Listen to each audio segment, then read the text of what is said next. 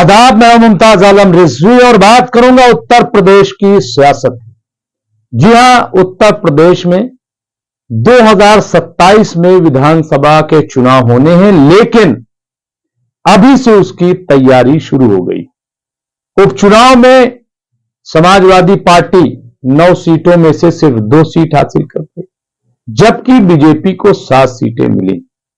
बाकी पार्टियों का सोपड़ा साफ हो गया। हालांकि इस उपचुनाव से न तो किसी की सरकार गिर रही थी और ना ही किसी की सरकार बन रही थी, लेकिन इसके बावजूद इसको न जाने क्यों 2027 का सेमीफाइनल समझा गया और ये योगी आदित्यनाथ के लिए बहुत बड़ा चैलेंज था। लेकिन अब जिस तरह की तैयारी और जिस तरह की तस्वीर सामने आ रही है, उससे लग रहा है कि उत्तर प्रदेश की सियासत में सुनामी आने वाली है। और यह सुनामी कौन लेकर आ रहा है, इस पर आज हम चर्चा करेंगे। 3 नाम, आजम, ओवैसी और आजाद, ये 3 ऐसे नाम हैं कि जिनकी चर्चा इस वक्त उत्तर प्रदेश में ज्यादा हो रही है। मोहम्मद आजम खां, आपको पता है कि वो समाजवादी पार्टी के लीडर हैं, लेकिन पिछले कई साल से वो जेल में बंद है। अगर देखा जाए तो इस वक्त आजम खां की सियासत सिफर हो गई। रामपुर में अब उनका जनाधार कम हो रहा है कि नहीं हो रहा है, लेकिन इक्तदार के एतबार से वो काफी कमजोर हो गए, क्योंकि उनकी जगह समाजवादी पार्टी ने मौलाना मोहिबुल्लाह नदवी को टिकट दिया लोकसभा में और वो कामयाब हो गए। और दोनों का 36 का आंकड़ा है, ये बिल्कुल तय है और इस बात को सब समझते हैं। हालांकि अखिलेश यादव आजम खां को साधने की कोशिश कर रहे हैं, लेकिन इसके बरक्स जो खबरें आ रही वो ये कि आजम खां अखिलेश यादव की सियासत से खुश नहीं है। और यह शिकायत भी रही है कि जिस तरह से समाजवादी पार्टी को अखिलेश को साथ देना चाहिए था, वो साथ नहीं दिया। मैं खुद कई बार आजम खां से मुलाकात की और जो उनकी अहलिया है, उनकी पत्नी तज़मीन फातिमा, उनसे मुलाकात की और उनकी शिकायत बिल्कुल साफ है। तो सवाल यह है कि क्या आजम खां घुटने टेक देंगे? क्या आजम खां खामोश बैठ जाएंगे? क्या आजम खां अपने बेटे के लिए आगे नहीं आएंगे? यह एक बड़ा सवाल है। और क्या यह माना जाए कि आजम खां खत्म हो गए? नहीं, ऐसा हरगिज नहीं है। आजम खां जिस शख्स का नाम है, वो कभी भी घुटने नहीं टेक सकता। यह एक बड़ी सच्चाई है।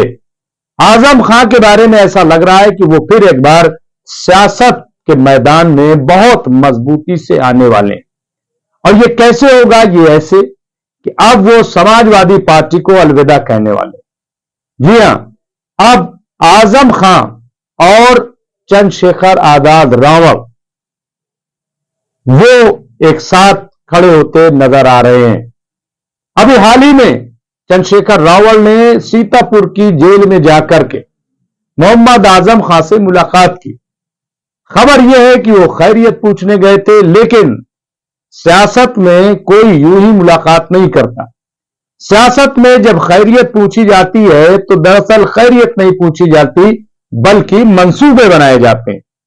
चंद्रशेखर रावल जो उत्तर प्रदेश में बहुत तेजी से अपनी जड़ें मजबूत कर रहे हैं और वो बीएसपी का मुतबादिल बनने जा रहे हैं, वो मायावती के तौर पर उभर रहे हैं और उनका दलित तबका इस्तकबाल भी कर रहा है।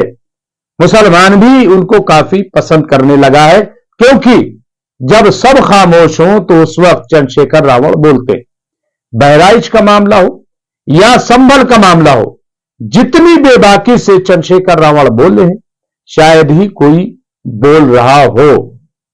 अब जब मुलाकात करने गए, और यह पहली बार नहीं हुआ, आपको याद होगा कि इससे पहले जब आजम खां जेल से छूट कर आए थे तो उसके बाद दोनों की काफी मुलाकात हुई और उस वक्त भी काफी चर्चा में आजम खां और चंद्रशेखर रावल थे।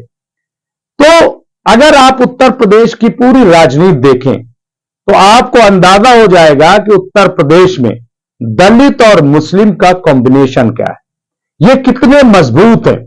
मैं बार बार कहता हूं कि देखिए, बीएसपी भले ही बहुत मजबूत हो, दलित उसके साथ हो, लेकिन मुसलमानों का वोट उसे जरूर चाहिए।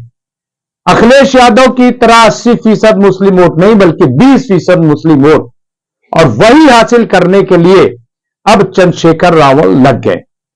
यह भी हकीकत है कि अखिलेश यादव की राजनीति से मुस्लिम भी खुश नहीं है, लेकिन उसके पास कोई रास्ता नहीं है, तो इसलिए ऐसा एक कॉम्बिनेशन बन रहा है। और इसमें जो अहम भूमिका निभा रहे हैं वो है असदुद्दीन ओवैसी, ऑल इंडिया मजलिस इत्तेहादुल मुस्लिमीन, ये उसके सदर, और वो इन सब को लेकर के शायद 2027 के इलेक्शन में मैदान में आए।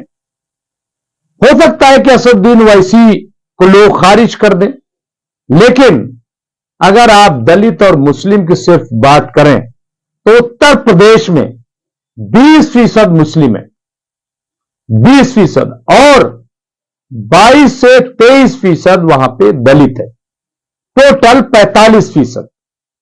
अगर 45% न सही, अगर किसी लीडर को, किसी पार्टी को अगर 36 से 37% वोट भी मिल जाते हैं तो उत्तर प्रदेश में उसकी हुकूमत बनने से कोई नहीं रोक सकता। और ये उत्तर प्रदेश की चुनावी तारीख रही है। अब ऐसे में अगर आजम खान और चंद्रशेखर रावल मैदान में आते हैं तो जाहिर है कि एक सियासी सुनामी इसको माना जाएगा, क्योंकि पूरा नक्शा बदल जाएगा। और समाजवादी पार्टी जो अपना अधिकार समझती है, जनाब मुसलमानों पर हमारा अधिकार है, उसको एक बहुत बड़ा धक्का लगने वाला है। और चंद्रशेखर रावल सिर्फ आजम खान से मुलाकात की हो ऐसा नहीं है, जीतने के बाद वो जमीयत उलमा हिंद के सदर और दारुल उलूम देवबंद के उस्तादुल हदीस मौलाना सैयद अरशद मदनी से भी मुलाकात करने गए। इसके अलावा वो और कई बड़े मुस्लिम चेहरों से मुलाकातें कर रहे हैं। इसका क्या मतलब है? इसका मतलब साफ है कि चंद्रशेखर रावल की राजनीति बिल्कुल क्लियर कट है। दलित और मुस्लिम, अगर ये दो वोट बैंक उनके साथ आ गए तो उनकी राजनीति को कोई रोक नहीं पाएगा, और वो आने वाले दिनों में बहुत मुमकिन है कि उत्तर प्रदेश के मुख्यमंत्री बन जाए। फिर आप ये देखिए कि ये दौर यंग चेहरे का है, ये दौर, और ये दौर नहीं, हर दौर उगते सूरज को कहते हैं सब सलाम करते। अखिलेश यादव यंग, इसी तरीके से चंद्रशेखर रावल यंग, और योगी को भी आप उसी कैटेगरी में ले सकते हैं। तो अगर इस तरह, तो ऐसे में आप ये देखिए कि तमाम जो और पार्टियां हैं वो कहीं ना कहीं साइड में जाती दिखाई दे रही हैं। तो ये मुझे लग रहा है। और असदुद्दीन ओवैसी जो कोशिश तो करते हैं, लेकिन उन पर लोग एतबार नहीं करते। एतबार इसलिए नहीं करते कि उन्हें लगता है कि सिर्फ मुस्लिम वोट से कहीं कोई कामयाबी हासिल होने वाली नहीं है। मुसलमान असदुद्दीन ओवैसी को चाहता नहीं है, उसे मानता नहीं है। ये गलत फहमी किसी को हो सकती है, मुझे नहीं है, हरगिज नहीं है।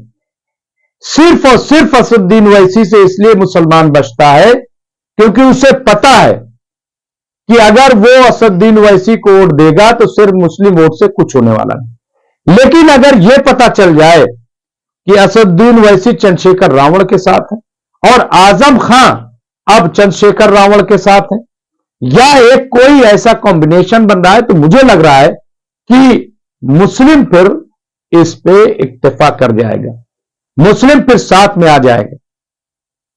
मैं जब इनकलाब में था तो एक स्टोरी लिखी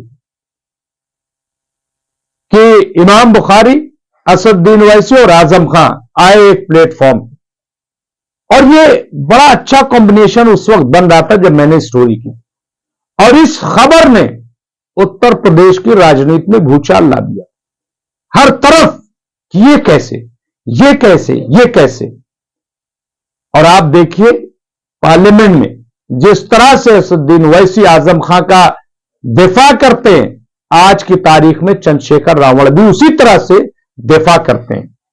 और आजम खां को भी यह बात मालूम हो चुकी है कि अब अगर वो अपनी पार्टी नहीं बदलते तो वो रामपुर में उभर नहीं सकते, रामपुर में फिर उनका कुछ भी नहीं बचेगा। इसलिए मुझे लग रहा है कि आजम खां का अब चंद्रशेखर रावण के साथ जाना तय है और एमआईएम जो है वो चंद्रशेखर रावण पार्टी के साथ रहेगी। तो अगर एमआईएम और चंद्रशेखर रावण की पार्टी और आजम खां के साथ कई बड़े चेहरे अगर उत्तर प्रदेश में एकजुट होते हैं तो ये उत्तर प्रदेश की सियासत में एक बहुत बड़ी तब्दीली देखने को मिल रही है और ये तकरीबन तस्वीर साफ होती दिखाई दे रही। अभी 2027 को आने में 2 साल हैं और इस 2 साल में अगर मजबूती से मैं कह रहा हूं, अगर मजबूती से राजनीति की गई, असदुद्दीन ओवैसी, आजम खां और आजाद चंद्रशेखर रावण आजाद अगर एक प्लेटफॉर्म पर आए तो यकीनन उत्तर प्रदेश की राजनीति बदल जाएगी। कौन मुख्यमंत्री होगा ये तो हम नहीं कह सकते, लेकिन अखिलेश यादव और कांग्रेस से कोई मुख्यमंत्री नहीं होगा, ये तो तय है। आगे क्या होगा हम उस पर आपको जानकारी देते रहेंगे। देखते रहिए एमएमसी न्यूज इंडिया। शुक्रिया।